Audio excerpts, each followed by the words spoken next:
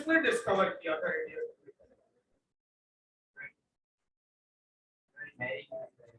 नहीं, वो दोनों स्टूडेंट थे। Yes, Henry Macaulay.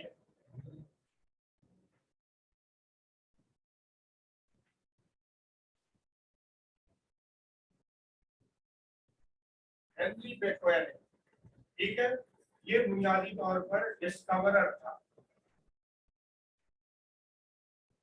आपको पता है Nobel prize was given to him, awarded to him as a physicist, ठीक है।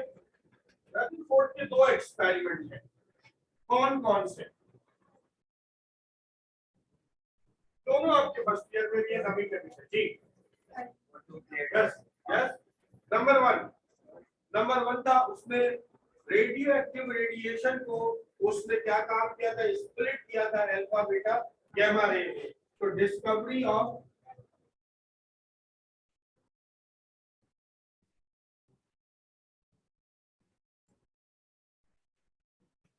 अल्फा बीटा गैमा रे, एक इस पर इसको नोबेल प्राइज मिला था।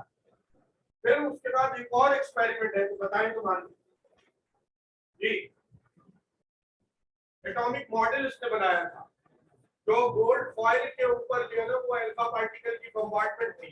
ये उसने एक और क्या किया था,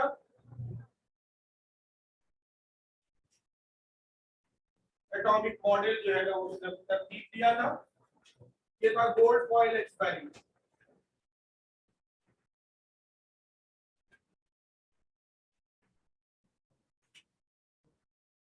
ठीक है, अब जरा मुझे बताइए डिस्कवरी जो हुई है एक्सरे, ये भी आपकी किताब में है, आपके फर्स्ट ईयर में बाकायदा कंप्लीट हेडिंग है, discovery of X-rays and Moseley contribution of atomic number. First year के अंदर ही। और आगे जाए, और आगे जाए जी, और आगे जाए, चला ये आ जाए 3.10 page 86, X-rays and atomic number है, आ गया पेज 86 पर खोल लिया। इसके अंदर जो अहम तरीन बात है, मुझे अब एक बात बताएं, 86 है पेज 86, मुझे अब जरा एक बात ये बताएं, ये एक्स-रे किसने डिस्कवर किया था? प्रूफ तो हो जाए भाई, प्रूफ ट्यूब तो डिस्चार्ज ट्यूब का नाम है। डिस्चार्ज ट्यूब की जो डिस्कवरी हुई है वो प्रूफ नामी साइंटिस्ट ने उसको फाइनलाइज किया है जी। विलियम रोएंटगेन तो आप भूल ही नहीं सकते, किसने डिस्कवर किया एक्स-रेज को?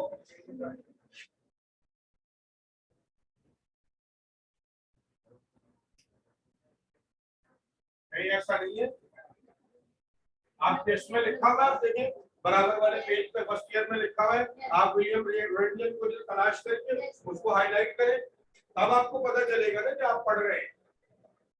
मैं बार बार एक बात कह रहा हूँ, NMD classes are not for teaching. These are learning process that the student will study by himself or herself. ठीक है जी, मेरी चीज के पढ़ाने से जो है ना आपको कुछ नहीं मिलने जा रहा। अब ये विलियम रोएंटगेन ने डिस्कवर किया, कहाँ डिस्कवर हुई ये जनाब, कहाँ डिस्कवर हुई? अभी तो आप बोल रहे थे सारे मिलकर, डिस्चार्ज ट्यूब में। कहाँ डिस्कवर हुई?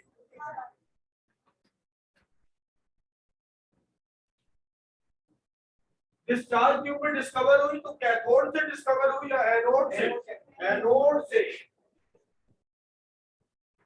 जब ये एनोड से डिस्कवर हुई तो कैसे डिस्कवर हुई? आपके सेकंड ईयर के अंदर एक्सरे पूरा टॉपिक है फिजिक्स का, बाकायदा एक्सरे इंस्ट्रूमेंट के तौर पे मौजूद है। पढ़ा नहीं आप लोगों ने? अभी तो पढ़ी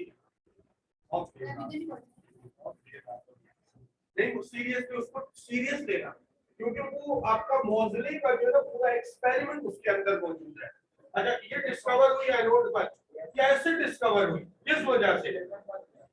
ठीक है, उसमें होता ये है, असल में ध्यान से सुनना बेटा, इस ट्यूब को क्या कहते हैं? Discharge tube. अब ये आपके पास कैथोड है, कैथोड इटसेल्फ क्या है? नेगेटिवली चार्ज है। जब ये इलेक्ट्रॉन निकलते हैं ये इलेक्ट्रॉन बुनियादी तौर पर ट्रेवल करते हैं, आते हैं, और ये एनोड है, एनोड की तरफ जाते हैं। एनोड खुद क्या है, तो पॉजिटिवली चार्ज है। यहाँ एनोड किसी न किसी मटेरियल का बना हुआ है, तो ये एनोड के एटम से आके टकराते हैं। ये क्या काम कर रहे हैं, ये एनोड के एटम से आके टकरा रहे हैं इलेक्ट्रॉन। वो करते क्या है, अब हम क्या कर रहे हैं, ये एनोड अगर फर्ज कर लेते हैं कि ये आयरन का बना हुआ है या कॉपर का बना हुआ है, तो ये क्या काम करेंगे। अब मैं क्या काम कर रहा हूं, मैं एक एटम ले रहा हूं, बस कर लीजिए इस कैनेडियम ही ले लेता हूं, या कोई और एलिमेंट ले लेता हूं।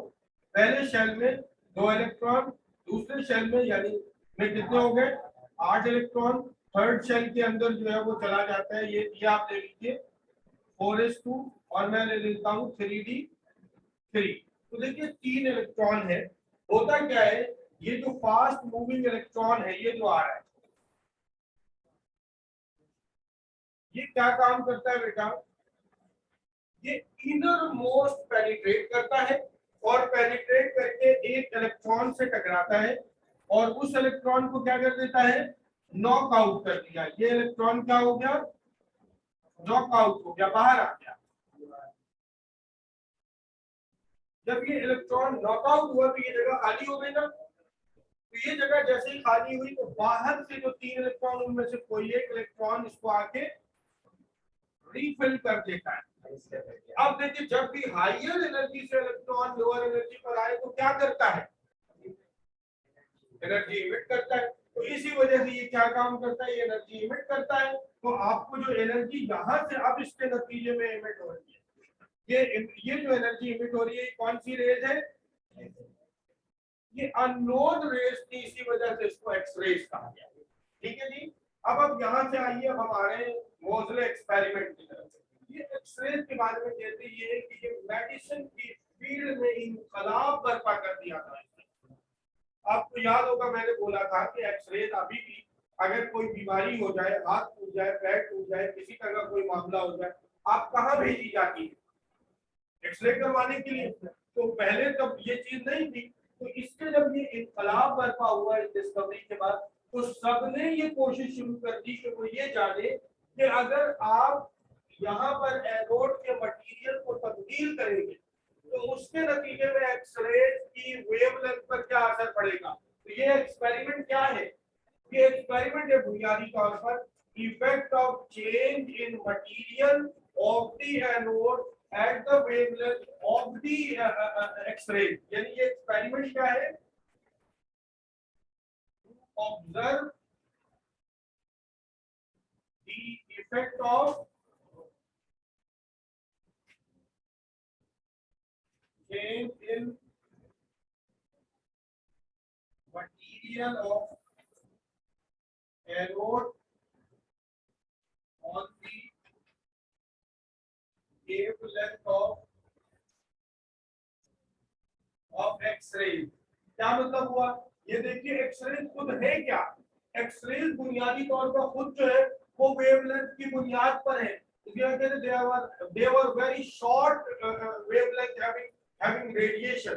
तो रेडिएशन के बारे में उनका दिमाग उस जमाने में ये समझा जाता था कि जितना और शॉर्टेड हो, वेवलेंथ और शॉर्ट होगी तो हो सकता है मेडिसिन की फील्ड में कोई और नई चीज डिस्कवर हो जाए। इस कोशिश के दौरान जो है, अब इसका मतलब क्या हुआ, व्हाट वाज मोजले एक्सपेरिमेंट, वो ये जानना चाहता था कि मैं यहाँ आयरन रखूं तो एक्सरेज की वेवलेंथ क्या होगी, मैं यहाँ कॉपर रखूं तो एक्सरेज की वेवलेंथ क्या होगी, मैं यहाँ पर अगर निकल रखूं तो एक्सरेज की वेवलेंथ पर क्या असर पड़ेगा। This was his experiment. अब उसने ऑब्जर्व क्या किया, जब वो बार बार हर बार एनोड का मटेरियल चेंज कर रहा था, तो व्हाट वाज हिज ऑब्जर्वेशन, उसने ये ऑब्जर्व किया हर बार जब सीरीज में एनोड का मटेरियल तब्दील किया जा रहा था, तो ये देखा गया कि जो वेवलेंथ ऑफ एक्सरेज है उसमें 1 यूनिट का जो है ना वो डिक्रीज होता है। ऑब्जर्वेशन क्या है, 1 unit decrease in the wavelength of X-ray। with increase in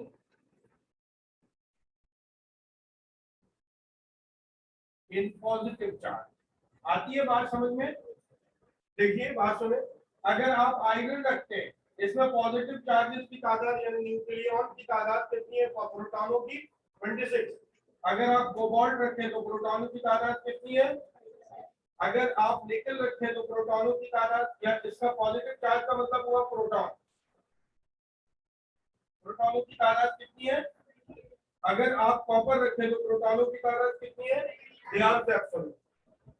अगर फर्ज कर लेते हैं, मैं कहता हूं वेवलेंथ की पहली वैल्यू थी, वेवलेंथ की लैम्डा की पहली वैल्यू यहां पर जो आ रही है, मैं कह देता हूं वेवलेंथ किसमें नोट करते हैं, कौन सी यूनिट होती है? Angstrom unit. ठीक है, आइए हम ऐसे ही सोचते हैं, फर्ज करते हैं कि जब एक्सरेज की जो जो यूनिट आई है, मतलब इसकी वजह से, आयरन की वजह से जो वेवलेंथ है, हम तसव्वुर कर लेते हैं ये हो जाती है 604 नैनोमीटर ले। नैनोमीटर को एम से ही गाइड करते हैं ना, ध्यान से सुनना बेटा। कितनी है? 604 नैनोमीटर एजम्पशन। जब हमने अब आयरन के बजाय क्या रख दिया? कोबाल्ट रखा। कोबाल्ट रखने का मतलब एनोड निकाला और किसका बना हुआ एनोड लगा दिया? कोबाल्ट का बना हुआ जो है ना, मतलब एनोड लगाया। अब जो वैल्यू मैं एक्सरेज की नोट कर रहा हूँ वो क्या कर रहा हूँ बेटा? अब इसके बाद मैंने क्या काम किया? निकल लगा दिया। तो मैं जो ऑब्जर्व कर रहा हूँ, क्या ऑब्जर्व कर रहा हूँ बेटे जी? कॉपर जब मैंने लगाया तो अब क्या ऑब्जर्व कर रहा हूँ? अब आप मुझे बताइए, यही लिखा हुआ है ना, 1 यूनिट जो है ना, मतलब डिक्रीज हो रहा है। कब? जब 1 यूनिट पॉजिटिव चार्ज इंक्रीज हो रहा है। तो he called the positive charges as atomic number. आगे बात समझते हैं। उसने कहा कंक्लूजन क्या है?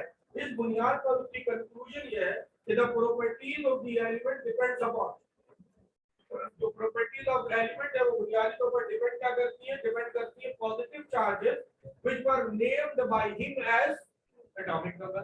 उसने क्या कहा?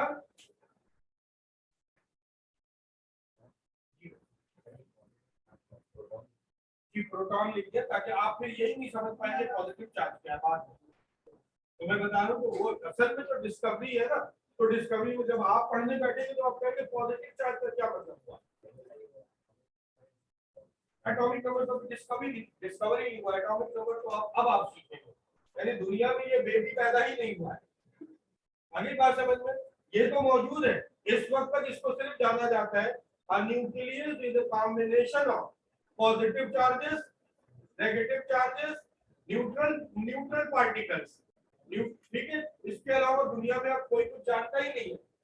तो अब इसके बाद जब गुफ्तगू की जाएगी तो प्रोटॉन पॉजिटिव चार्ज से की जाएगी ना, तो असल में तो प्रोटॉन खुद डिस्कवर नहीं हुआ है। Proton was not discovered at that time. जो डिस्कवरी ऑफ प्रोटॉन भी आप पढ़ते हैं, वो डिस्कवरी ऑफ प्रोटॉन भी डिस्कवरी नहीं है, वो असल में पॉजिटिव चार्जेस की डिस्कवरी है। तो अब मैं इतनी सारी बातें करूंगा तो मैं आपको ये बोलता हूँ, तो बेटा मेरी काबिलियत क्लास में आना शुरू हो जाएगी, बच्चा कहीं नहीं पहुंचेगा। में हम कहाँ है ना, तो हमें क्या करना चाहिए? हमें रोक कर, ठहर कर इस टॉपिक को कवर करना चाहिए। तो मेरे लिए बहुत आसान है कि मैं ये उड़ान लूं और यूं आसमानों की सैर करूं, आपको भी अच्छा लगेगा। कुछ काम करें, ठीक है जी? आपके मेरे हेलीकॉप्टर पे सवार हो जाने से बेटा आपकी जमीन से पैर उखड़ जाए। अब हमने कहा क्या बोलना है हमने इसके बारे में? हमने कहा प्रॉपर्टी।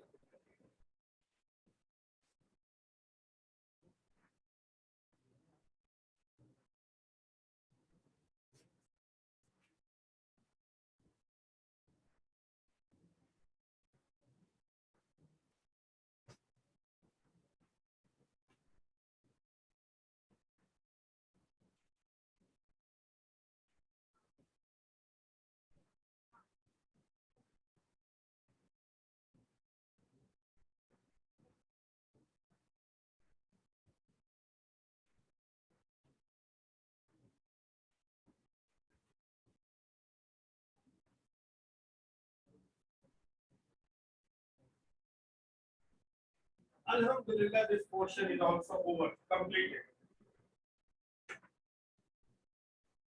अब आइए, अब मैं आपसे पूछता हूँ, मुझे तो कुछ याद रहा नहीं, मैंने इतना पढ़ा दिया, मेरे दिमाग में कुछ नहीं, वन बाय वन। अगर मैं इसकी तस्वीर ना लूँ तो मुझे बोलना ऐसा ना हो मैं जल्दबाजी में बैठा दूँ। अब वो पहले हम इस पे कर लेना ताकि हम कंक्लूड कर सके। रेडियो एक्टिविटी जो है वो बुनियादी तौर पर spontaneous emission of invisible radiation किसने डिस्कवर किया?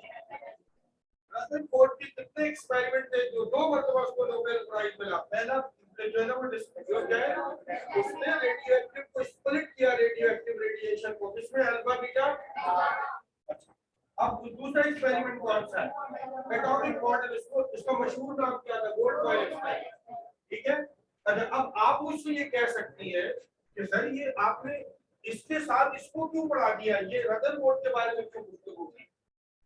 वो रदरफोर्ड के बारे में इसलिए गुफ्तगू की, पूरे अमल के दौरान जो बुनियादी तौर पर अल्फा रेडिएशन है, बीटा रेडिएशन है, इसके बम्बार्डमेंट का ताल्लुक है, ये उसी के करीब करीब का दौर है, वही लोग हैं, उसी के दौर के साइंटिस्ट हैं।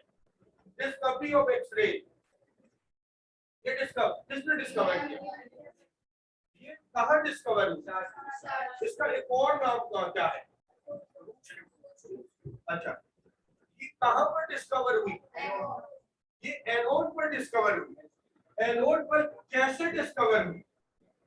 होता ये था कि इस डिस्चार्ज ट्यूब के अंदर से जो इलेक्ट्रॉन कैथोड से एनोड की तरफ जा रहे हैं, अगर उनकी एक्सीलरेशन बढ़ा दी जाए तो ये फास्ट मूविंग इलेक्ट्रॉन जब एनोड के मटेरियल से टकराते हैं, तो मटेरियल खुद एटम्स पर मुश्तमिल है, जब ये फास्ट मूविंग इलेक्ट्रॉन मटेरियल के मेटल के एटम से टकराते हैं तो वो कहाँ लेके जाते हैं? उसको इनर मोस्ट में दाखिल होकर के inner most closest to the nucleus का इलेक्ट्रॉन क्या कर देते हैं? इमिट कर देते हैं या नॉक आउट कर देते हैं। तो उस खाली जगह को भरने के लिए इलेक्ट्रॉन कहाँ से आता है? Last electron. जब ये एक अननोन बिहेवियर, कभी ऐसा नहीं हो सकता कि मैं फर्स्ट ईयर में भी कहता था कि मैं अगर निचली मंजिल को अगर मैं निकाल के हटा दूं तो पूरी इमारत ढह जानी चाहिए, ये तो नहीं हो सकता। अगर बहुत सारे क्यूब में इकट्ठा करूं, नीचे से क्यूब हटा दूं, क्या होगा? तो नीचे को गिरेंगे। लेकिन यहाँ क्या हो रहा है?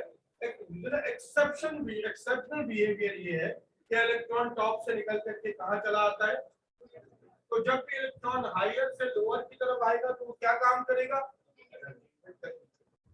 ठीक है जी। तो जब वो एनर्जी इमिट करता है तो उसके नतीजे में क्या होता है कि आपके साथ ये मतलब वो जो रेडिएशन निकल रही है, क्योंकि वो अननोन बिहेवियर की वजह से निकल रही है, अननोन कैरेक्टर रखती है, जो कि वो रबर से बात हो जाती है, ह्यूमन फ्लैश से बात हो जाती है, ग्लास से बात हो जाती है, इस अननोन बिहेवियर की वजह से इट वाज अननोन रेडिएशन। ठीक है जी। तो ये भी आपके पास हो गया। अब आप इधर आ जाइए मोज़ले एक्सपेरिमेंट के ऊपर। मोज़ले का एक्सपेरिमेंट किस मकसद के लिए था? वो ये जानना चाहते थे कि ये जो इतनी खूबसूरत जो मिरेकल है, डिस्कवरी ऑफ आपके पास जो अल्फा रेडिएशन है, अल्फा रेडिएशन खुद ही जो है अपने वेवलेंथ पर डिपेंडेंट है, तो वेवलेंथ पर क्या असर पड़ेगा अगर हम एनोड का मटेरियल चेंज करें? तो उसने जब एनोड का मटेरियल चेंज किया तो उसकी ऑब्जर्वेशन क्या है? उसने ये महसूस किया कि जब एनोड के मटेरियल का पॉजिटिव चार्ज बढ़ाया जा रहा था, पॉजिटिव चार्ज का मतलब क्या चीज? प्रोटॉन जब बढ़ रहे थे तो वेवलेंथ पर क्या असर हो रहा था? वेवलेंथ डिक्रीज हो रही थी। इस बुनियाद पर उन्होंने कंक्लूड क्या किया कि एलिमेंट्स की प्रॉपर्टीज जो है वो डिपेंड करती है किन चीजों पर? वो बुनियादी तौर पर पॉजिटिव चार्जेस पर डिपेंड करती हैं, और वो पॉजिटिव चार्जेस जो है उसने उसका क्या नाम दिया? Atomic number. बेटे ये जो कंक्लूजन तक मैंने बोला ये फर्स्ट ईयर के अंदर, ये टॉपिक फर्स्ट ईयर में ज्यादा बेहतर से लिखी हुई है, इसीलिए फर्स्ट ईयर के साथ बोला इसको कनेक्ट करो। आपका अगला असाइनमेंट होगा वो ये कि जब आप पढ़कर आएंगे अगली क्लास में, जो अभी तो हम पढ़ रहे हैं, मेरे कहने का मतलब असाइनमेंट दे रहा हूँ, अगली क्लास का असाइनमेंट ये है कि आप फर्स्ट ईयर का ये टॉपिक कवर करके आइएगा, ताकि फिर मैं खोल के मैं इसमें सवाल कर। एग्री? हम आगे देखते हैं। मैं जरा एक नजर थोड़ा तस्वीर भी ले लें।